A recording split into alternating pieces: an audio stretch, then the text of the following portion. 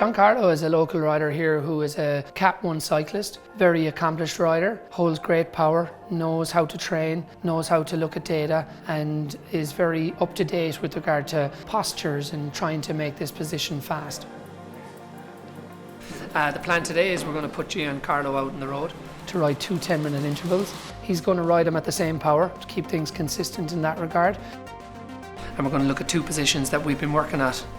So we're going to call the first position arm pad 0 and then we're going to call the second position arm pad plus 30.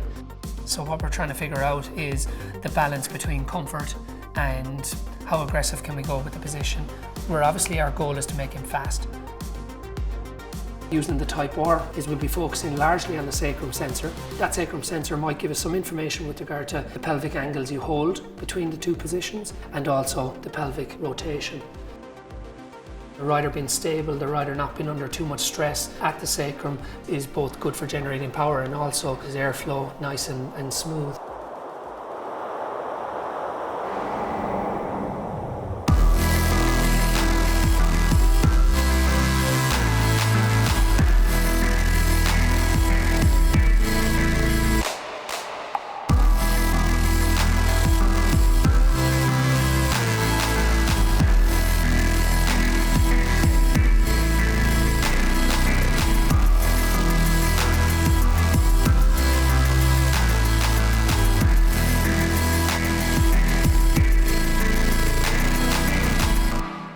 What I found interesting was the second position actually felt a little bit more comfortable.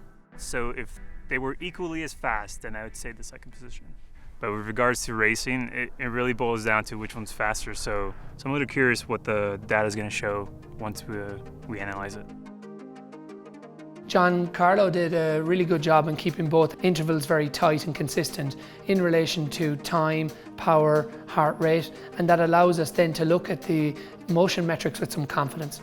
So when we're looking at trials like this, you're looking at a pretty significant positional change of 30 mils, and you're really intrigued to know, is there a separation in the motion data? So we're using the Leomo dashboard. This will capture everything you need to look at. We're focusing in on pelvic tilt and pelvic rock. Pelvic tilt values, we have the more aggressive position you would expect to be the lower value, which indeed it is. That is 38.8. When we raise the arm pads 30 mils for the second trial, that goes to 41.6. It's nice to be able to look at the pelvic rock between the 2 positions. It increases just 0.1% from 6.6 to 6.7. So pretty tight correlation in the data there. I think what we were looking at for a takeaway with regard to today's trials was to look at what the impact of the more aggressive position would be to the rider's sense of feel, to the rider's sense of perceived effort, and also to the motion metrics. The outcome was that those motion metrics for both trials were very tight. And the arrows are pointing towards the more aggressive position being the faster position.